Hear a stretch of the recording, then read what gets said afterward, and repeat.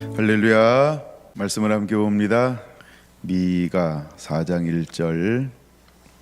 우리 함께 찾으신 분은 봉독하겠습니다. 끝날에 이르러는 여호와의 전의 산이 산들의 꼭대기에 굳게 서며 작은 산들 위에 뛰어나고 민족들이 그리로 몰려갈 곳이라. 아멘. 멈출 수 없는 하나님의 말씀 12번째입니다. 함께 수고하고 섬기신 우리 성결한 성도 한 분 한 분들을 주님의 이름으로 축복합니다. 작은 교회 목회자 모임을 통하여서 예성 선교사 위로회를 성결한 교회에서 가질 수 있게 하신 하나님을 찬양합니다. 필리핀에서, 캄보디아에서, 태국에서, 중국, 호주, 가나, 그리고 영국과 일본, 미국, 독일, 이집트 등 27명의 선교사님들과 10여 명의 스태프들이 함께 모여서 만들어 냈습니다. 또한 배후에서 우리 성결한 성도들이 함께 섬겨주시고 또 후원해 주시고 헌신해 주셔서 정말 아름다운 섬김을 모든 분들이 와서 감동하고 감격하고 사랑을 받고 쉼과 안식을 누리고 또 이제 이곳에서 한국에서의 여정들을 보내시고 이제 각 사역지로 또 나아가게 될 겁니다. 아마 큰 위로와 힘이 되지 않았을까. 많은 간증들이 있는데 거의 비슷한 것 같아요. 우리 섬기는 그런 모습들에게 굉장히 감동받고 섬세함과 또 즐거움과 행복하게 그렇게 섬기는 그 모습들을 보면서 많은 위로와 힘을 얻었다. 요즘에는 식당들에서 손쉽게 섬기고 베풀 수도 있는데 직접 집밥처럼 맛있는 요리와 음식을 만들어 주어서 그것이 또 행복했다 라는 그런 말씀들을 많이 해 주셨습니다. 정말 선교 그 현장은 늘 전쟁이고 긴장해야 하고 또 우리가 상상할 수 없는 이런 일들이 좋은 것만 있는 게 아니고 많은 부분들이 일어납니다. 마치 이런 거와 똑같죠. 우리가 여행할 때 아무리 좋은 곳을 보고 먹고 좋은 곳을 누려도 여행은 여행이죠. 집이 제일 편합니다. 그냥 단칸방이어도 집이 제일 편합니다. 근데 선교라고 하는 게 뭘까? 그런 생각을 한번 해봤어요. 선교는 여행과 같다. 우리가 볼 때는 낭만적일 수 있죠. 멋이 있을 수도 있고 근사할 수도 있고 부러울 수도 있고 야 좋겠다라고 말할 수도 있다라고 하는 거죠. 그러나 그 실제 내면을 들여다보면 그 좋은 것처럼 보이는 그곳에서는 끊임없는 영적인 전쟁, 자기와의 씨름, 환경과의 씨름, 이로 말할 수 없는 문화, 기후, 그 다음에 그 이방인이라고 하는 철저한 어떤 그런 배타심, 또한 무엇인가를 베풀고 주고 친절하지 아니하면 언제든지 배반당할 수 있고 또 손해를 볼 수 있는 또 모든 것을 잃어버릴 수 있는 실제로 선교지에서 이제 동남아 같은 경우는 우리나라하고 법이 달라서 땅을 외국인이 소유할 수가 없어요. 보통은 뭐 소유할 수 없는 곳이 많고 아니면 소유한다 할지라도 현지인이 51%, 외국인이 49% 어떤 뭐 이런 식으로 땅을 소유하게 한다든가. 그래서 현지인과 친밀하지 않으면 건물 하나 지을 수도 없고 건물을 근사하게 지어 왔을 때 주인이 변심하여서 계약을 해주지 않으면 모든 것을 잃어버릴 수밖에 없는 그런 늘 뭔가 보이지 않는 불안감 어떤 이런 것도 존재하고 있고 또한 그들이 이제 타문화권에 살면서 일어나는 일들이 뭐냐 하면 일단 기후 즉 음식 문화가 달라요. 음식이 다르다라고 하는 말은 어떤 의미가 포함된 것이냐 하면 우리의 몸을 급격하게 해칠 수 있다 이런 것을 의미하는 것입니다. 예를 들어 이번에도 어느 선교사님이 오셨는데 그 지역은 어떤 지역이냐 하면 쓰레기를 매립한 지역이래요. 쓰레기를 매립해서 이제 도시를 그 위에 건설을 했는데, 그러니까 그 지역에 가장 안 좋은 게 뭐냐면 물, 공기, 음식이라고 합니다.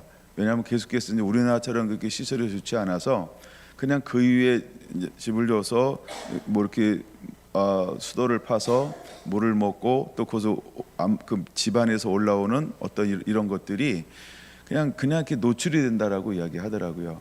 그래서 실제로 한 선교사님이 그 속에서 오래도록 사역하면서 뭐 고혈압, 당뇨, 뭐 고지혈증, 그다음에 심장병, 뭐 어떤 이런 것들이 실제로 와서 이번에도 지난 1년 동안 한국에서 큰 수술을 받으며 치료하고 요양하는 이제 그런 선교사님이 한 분 계셨었어요. 저는 그 환경을 전혀 몰랐었어요. 나중에 이렇게 교제하다가 듣게 되었을 때 그런 환경에서 그렇게 전부를 다하여, 즉 삶을 전부를 들여서 떠나지 아니하고 그곳에 사는 그 영혼들을 끌어안고 사역하고 계시다. 어떤 이런 말을 들을 수 있었어요. 그 다음에 또 하나, 이제 남들이 가지 않는 오지로 가다 보니까 왜 남들이 안 갈까? 왜 그곳은 교회가 없을까? 여름만 오면 태풍이 어떤 그 지역은 20개가 지나간답니다. 근데 20개 중에서 대부분이 그 지역을 통과한대요. 나중에 알았답니다. 왜 이곳에 교회가 없는지, 선교사들이 안 들어오는지. 그 이유가 뭐라고요? 태풍 길목이라는 거예요. 근데 자기는 교회가 있는 곳에서 교회를 세우는 것이 아니고, 선교 나왔는데 교회가 있는 곳에 사는 것보다는 교회가 없는 곳에 저 잃어버린 영혼들을 끌어안고 저들을 하나님의 사람으로 만들어야 되겠다, 섬겨야 되겠다. 그래서 그 지역에 정착을 하면서 사는 거죠. 그러니까 매년 무엇을 경험해야 돼요? 태풍을 경험해야 하는 거예요. 그래서 무엇인가를 좀 이렇게 만들어 놓으면 태풍이 한 번은 괜찮고 두 번은 괜찮아도 20개를 견디는 것은 기적이랍니다. 그래서 허구한 날 지붕 날아가고, 때로는 전부 건물이 파괴되고, 그럼 교회만 파괴될까요? 교회도 파괴되고, 내 집도 파괴되고, 이웃집도 파괴되고, 옆집도 파괴되고, 마을도 파괴되고. 그러니까 그 지역은 매번 무엇을 반복할까요? 그렇죠. 지었다, 태풍 왔다, 견뎠다, 또 날아갔다, 다음에 또 다시 졌다. 이런 지역이랍니다. 근데 놀라운 것은 사람들이 그 지역을 다 떠나지 않는다는 것입니다. 그들은 태풍과 친구가 되어서 친밀하게 동행하듯이 무너지면 또다시 집을 짓고, 그리고 거기서 또 살아간다는 거예요. 그럼 거기를 떠나야 할까요? 그래서 그도 떠나지 못하고 거기서 이제 파송받은 이후에 평생을 함께 그들과 호흡하며 그 정말 희노애락을 함께하는 그런 선교사님들, 정말 이런 간증을 들으면 이루 말할 수 없는 감동 그 자체죠. 나 같으면 어떨까, 이런 생각을 한번 해봤습니다. 경주를 떠날까?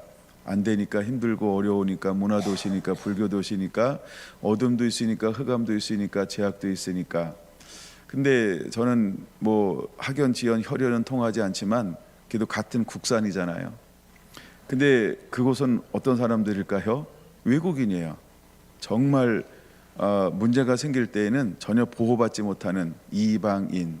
그럼에도 불구하고 그 땅에 있는 그 어린아이들의 똘망똘망한 그 눈을 바라보면서 그것을 놓고 갈 수 없고 잊어버릴 수 없고 그냥 방관할 수 없어서, 그 바라보는 그 눈망울 때문에 온 마음을 다해서 청춘을 바치고 전부를 바쳐서 그 속에서 선교하고 있는 선교사님들, 너무나 귀하고 아름다운 것 같아요.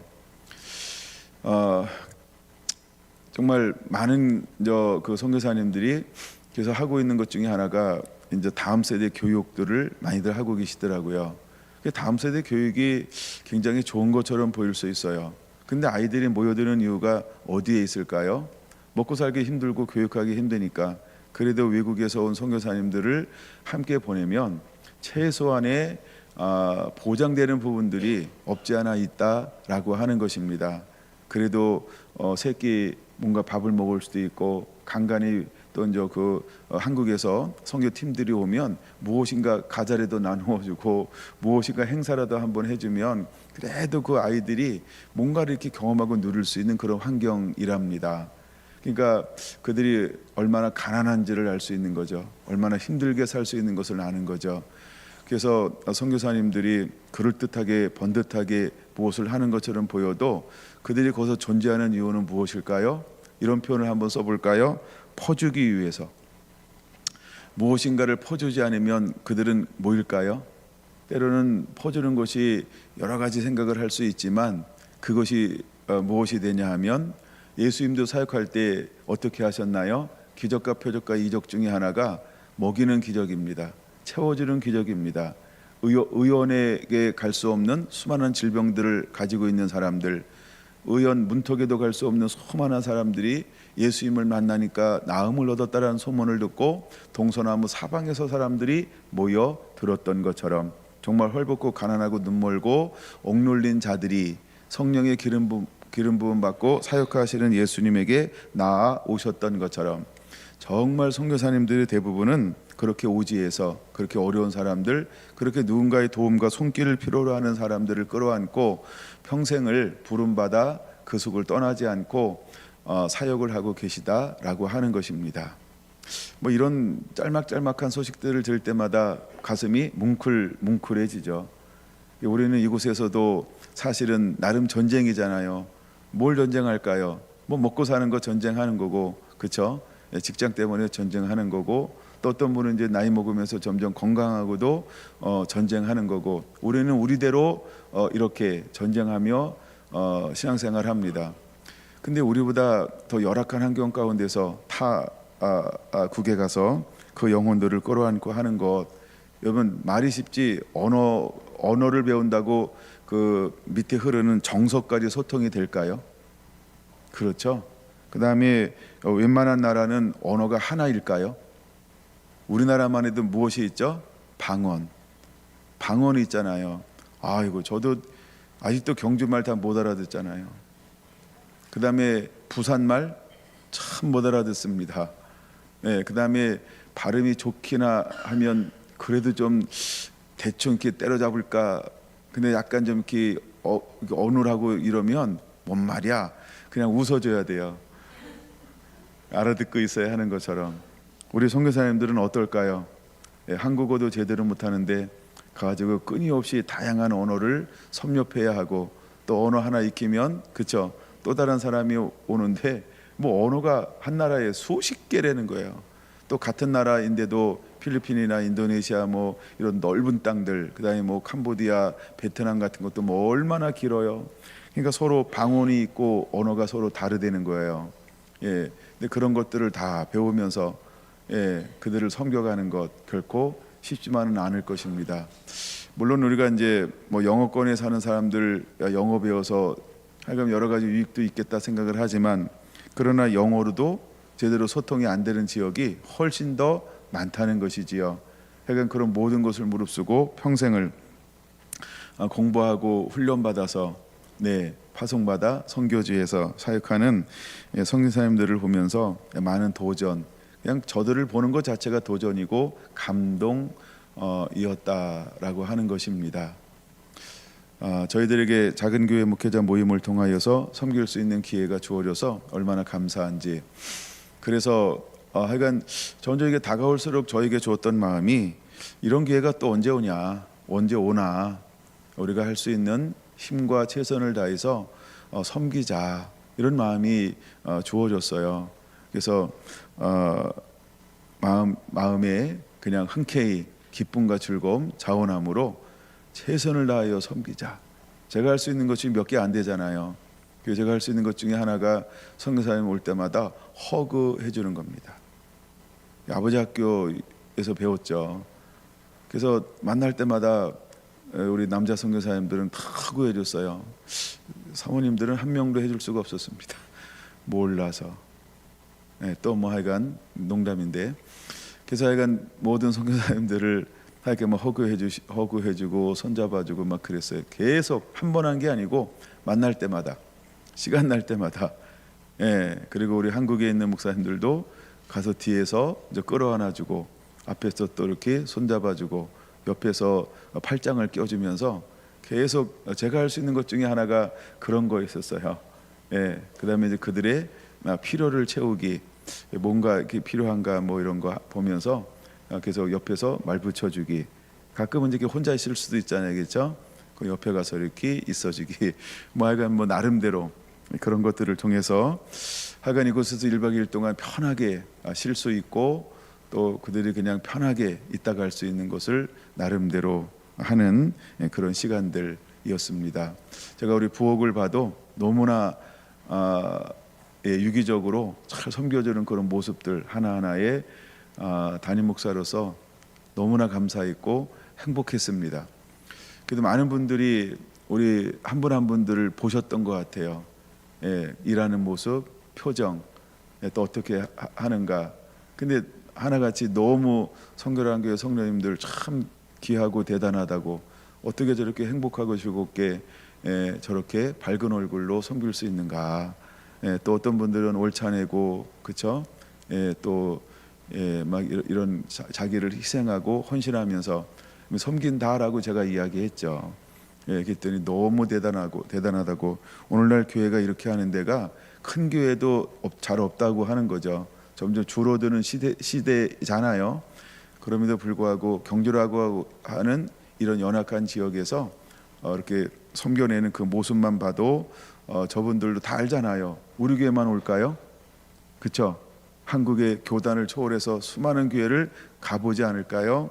근데 약간 우리가 섬기는 그런 모습 하나하나를 보면서 감동을 얻었다, 이런 이야기를 해주셔서 너무나 감사했습니다. 우리가 숙소를 코모도 호텔, 옛날 조선 호텔인데 거기를 잡았어요. 어느 분이 그러더라고요. 정말 우리가 이렇게 언제 고급진 호텔에 와서 잠을 잘 수가 있는가. 그렇구나. 때로는 선교사님들은 잘 대접받는 줄 알았습니다. 때로는 선교사님들은 좋은 곳에서 잠을 자는 줄 알았습니다. 근데 꼭 그런 것만은 아닌가 봐요. 그냥 하룻밤을 자도 정말 작은 교회 목회자 모임이잖아요.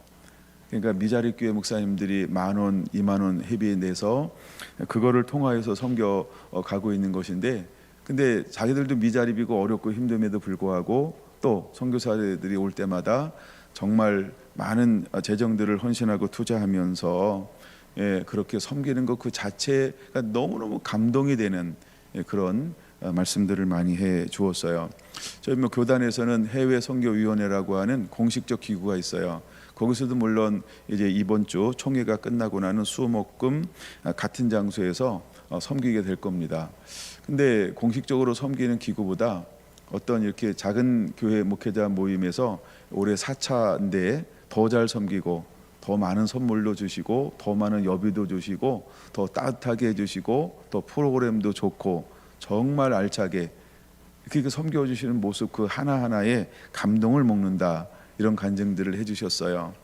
작은 교회 목회자 모임의 특징이 뭐냐 하면 실체가 누구지? 그런 게 없어요.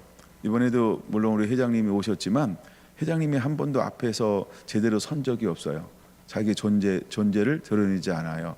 그냥 사회 보는 분이 사회만 보고 그냥 들어가는 거예요. 그러니까 실체가 없이 어느 하나 자기를 드러내지 않고 그저 선교사님들 섬기기 위해만 마음을 모아주는 그런 작은 교회 목회자 모임에 참 특이한 그런 경험들을 해서 너무 좋다고.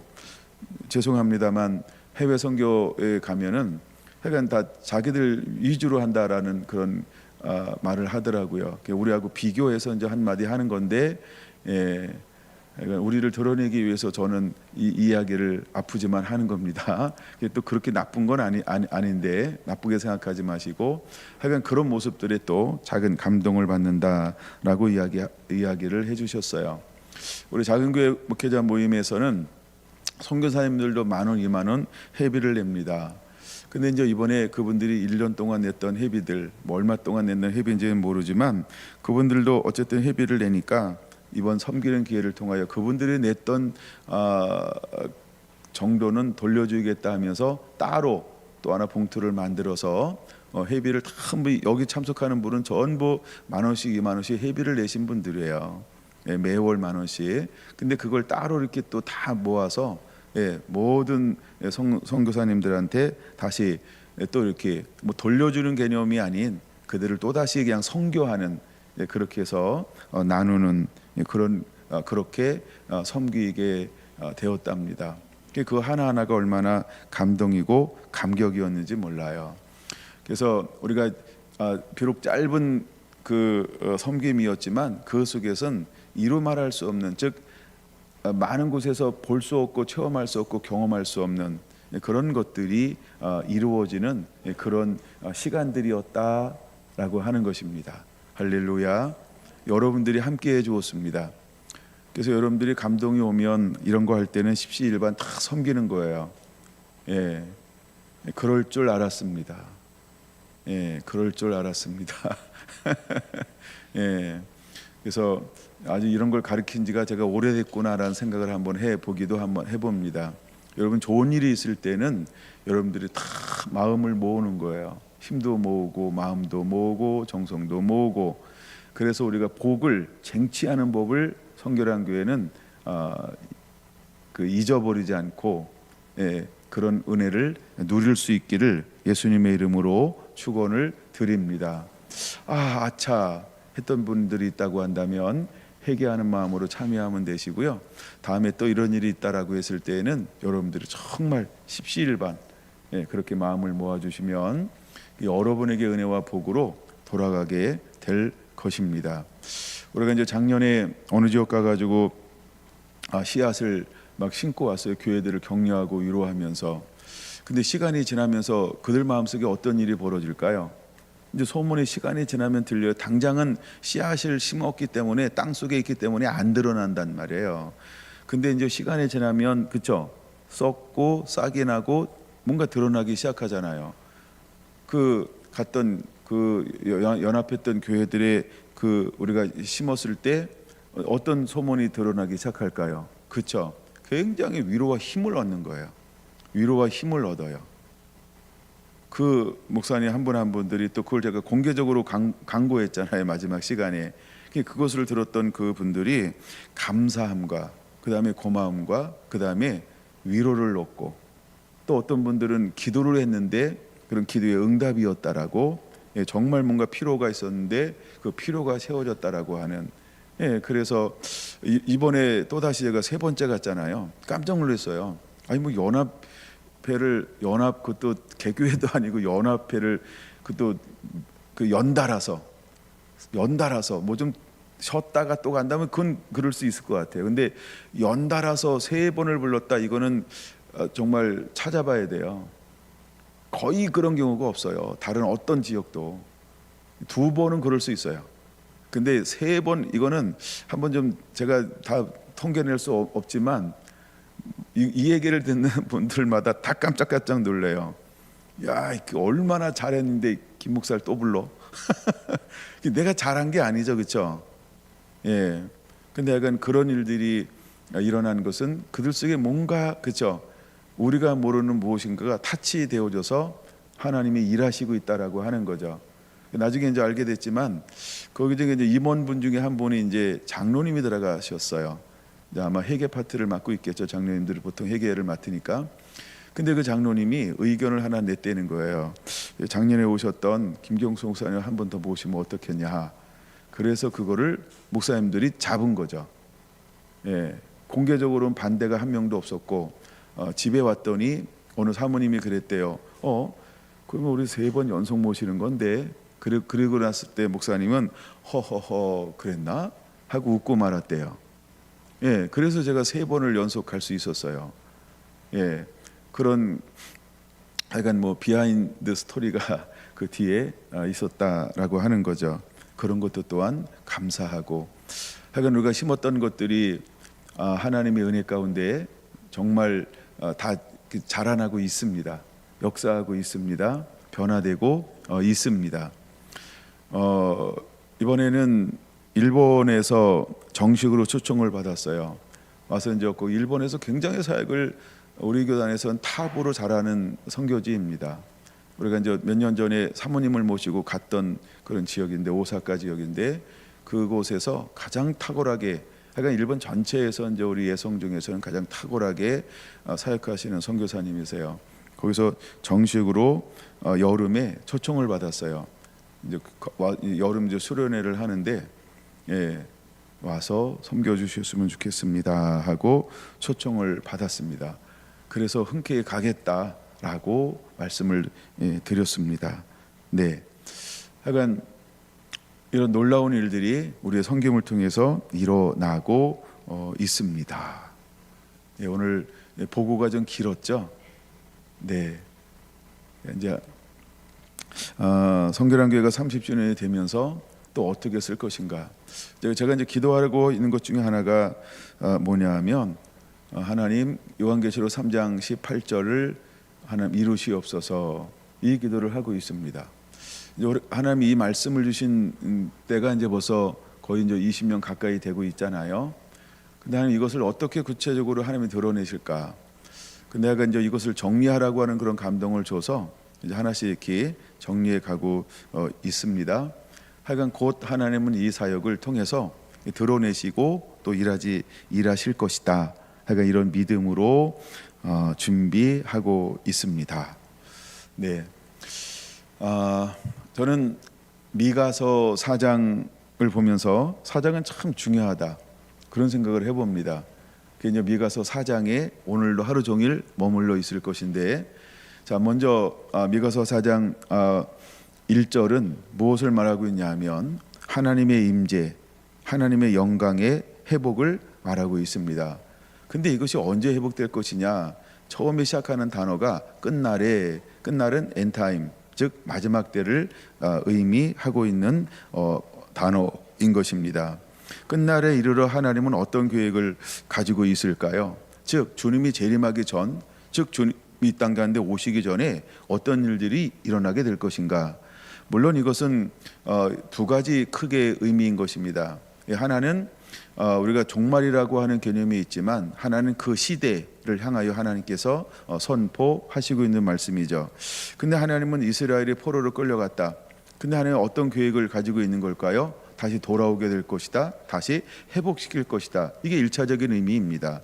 그러나 또 하나 2차적인 의미는 어떤 것이 있냐면, 마지막 주님께서 재림하기 전에 또 무엇을 하실 것이다. 이 땅 가운데 여호와의 영광, 하나님의 임재를 풀어놓아 온 열방을 하나님이 회복할 것이다 라고 하는 그런 계획을 가지고 있는 것을 보여주고 있는 것입니다. 1절 다시 한번 읽어볼까요? 끝날에 이르러는 여호와의 전의 산이 산들의 꼭대기에 굳게 서며 작은 산들 위에 뛰어나고 민족들이 그리로 몰려갈 것이라 라고 말합니다.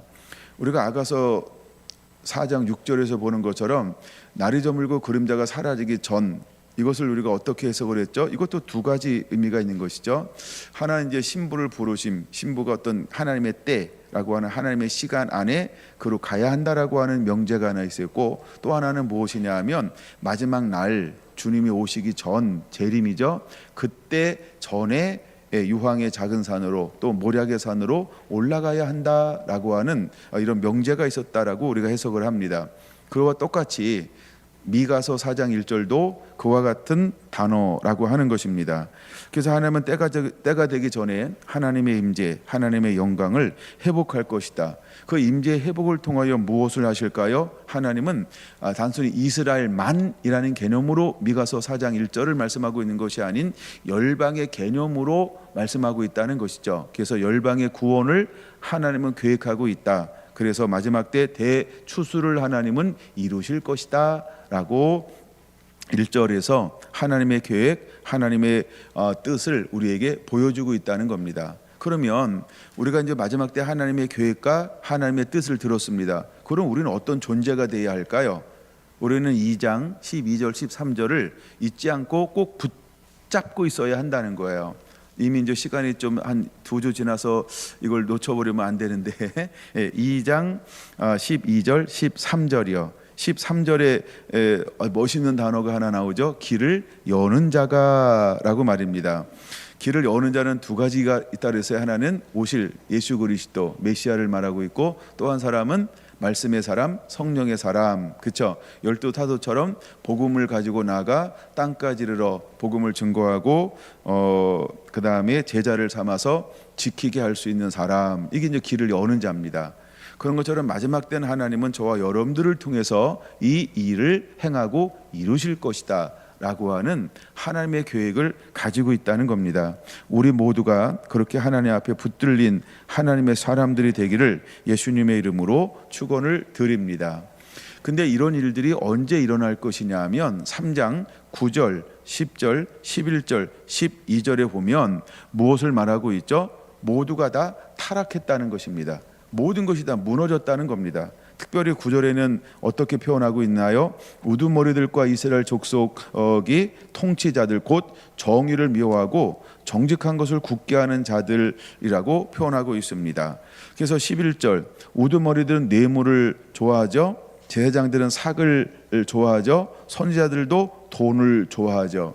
실제로 이 시대가 어떤 시대인가요? 전부 모든 계층에 있는 사람들이 뇌물로 인하여 돈을 위하여, 즉 자신의 유익을 위하여서 부패하고 타락한 그런 시대에 우리가 살고 있습니다만, 그 속에 어떤 사람들을 하나님은 들어 쓰시겠다라고 하는 거예요. 그렇죠. 돈에 자유한 사람, 이권에 자유한 사람. 하나님의 돈을 주었을 때 그 돈을 어떻게 쓰고 사용할 줄 아느냐라고 하는 하나님의 이런 사람들을 하나님이 찾아서 그 사람들을 축복의 통로로 삼아서 쓰시고 사용하시겠다라고 하는 것입니다. 그러므로 성결한 교회가 주시는 하나님의 재정의 축복을 성결한 교회가 어떻게 사역해야 되냐고 하는 것이죠. 그래서 하나님이 감동 줄 때 그냥 이럴 때 좋은 일에 흘려보낼 줄 아는 것입니다. 그래서 이번에 우리 선교사님들을 섬기고 돕는 일에 그냥 우리가 드러내지는 않지만 하여간 우리가 할 수 있는 범위 안에서 최선을 다하여 아낌없이 섬기자라고 하는 마인드로 그렇게 섬겨 드렸다라고 하는 것입니다. 그럴 때 하나님께서 값지게 쓸 줄 아는 곳에 하나님은 복을 더하여 주실 것입니다. 할렐루야. 여러분의 성결한 교회가 그렇게 섬겨왔고 또 섬겨갈 것이고 섬기고 있다는 거죠. 하나님은 그런 사람들을 찾으시는 거죠. 근데 하나님께서 이 일을 할 사람에게는 무엇을 부어주시고 일을 시작하신다라고 3장 8절은 말씀하고 있을까요? 3장 8절 같이 한번 읽어볼까요? 오직 나는 여호와의 영으로 말미암아 능력과 정의와 용기로 충만하여서 야곱의 허물과 이스라엘의 죄를 그들에게 보이리라. 하나님의 쓰신 사람의 특징은 어떤 사람일까요? 성령으로 충만케 한다는 것입니다. 하나님의 성령으로 충만하니까 그에게 정의와 용기로 충만해져서 사역을 시킬 거라고 하는 겁니다. 그러면 우리는 매일매일 무엇을 사모하는 자가 되어야 할까? 성령의 충만인 것입니다. 하나님의 은혜의 충만인 것입니다. 여러분, 우리는 성령으로 충만해야 합니다. 이번에도 이제 우리 강사로 오셨던 목포의 온세대교회 유재문 목사님과 또 우리 찬양을 인도했던 심진호 목사님하고 방을 같이 썼어요. 저도 경주에 살면서 여기 조선 호텔에서 한번 잠을 잔 적이 없어서 거기는 이제 시간이 지났는데 어떤 시설이 어떤가 궁금해가지고 같이 좀 잠을 잤어요. 그래서 침대가 4개 있는 방에서 3명이 함께 잠을 자면서 한 2시간 정도 교제할 수 있는 시간이 있었어요. 그래서 먼저 한 사람 얘기 쭉 듣고 또 한 사람 얘기 쭉 듣고 또 제 얘기도 조금 하고 하여간 뭐 이런 시간들을 보냈어요. 근데 이제 하여간 뭐 제가 선배라고 해서 얘기를 주도적으로 하면 다 싫어합니다.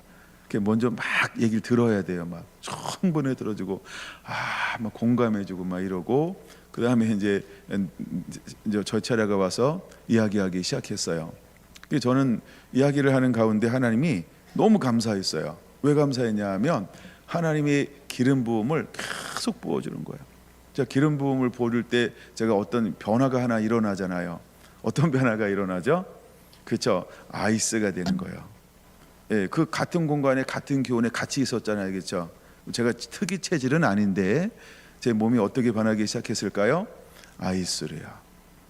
예, 그게 또 이제 그랬더니 정말 두 분은요 이런 부분에서 생소하셨던 거예요. 어떤 성령에 대해서 생소했냐면 불길 같은 성신여 이거는 알아요. 근데 그렇죠. 메마른 땅에 단비를 내리워 주옵소서. 찬양은 아마 수없이 했을 거예요. 근데 물 같은 성령에 대해서는 너무 이게 없었어요. 의문문을 가졌어요. 나중에 질문하는 걸 통해서 알게 되었지만, 그래서 물을 살짝 설명해 주다가 말았어요. 왜냐하면 그 시간이 그렇게 뭘 깊이 나눌 수 있는 시간은 아니고, 또 이렇게 내가 물어본다고 막 시간을 길게 하면 싫어해요. 그래서 적당히 하고 빠져야 돼요. 그래서 하여간 그런 기름 부음을 부어주시는데 너무 감사했어요. 너무너무 감사한 거예요. 뭐가 감사한 거냐 하면 하나님의 임재를 가지고 있다는 거. 그래도 하나님께서 필요할 때마다 임재의 통로로, 영광의 통로로 지금도 하나님이 그 은혜를 부어주고 있다는 것, 그게 저한테는 얼마나 감사했는지 몰라요.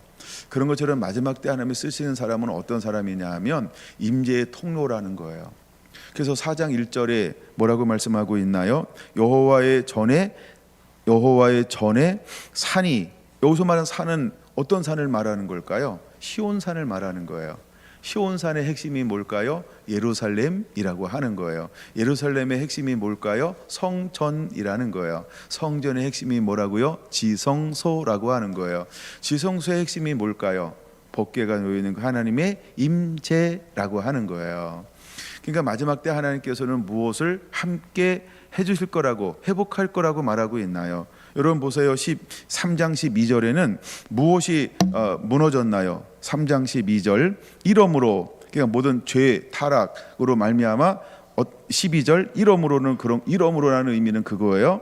너희로 말미암아 시온은 갈아엎는 밭이 되고 예루살렘은 무더기가 되고 성전에 사는 수풀의 높은 곳이 되리라. 이게 한마디로 뭐라고요? 황폐하다, 황무하다라고 하는 거예요. 무너졌다, 퇴락했다라고 하는 의미입니다. 무엇 때문에? 죄악 때문에.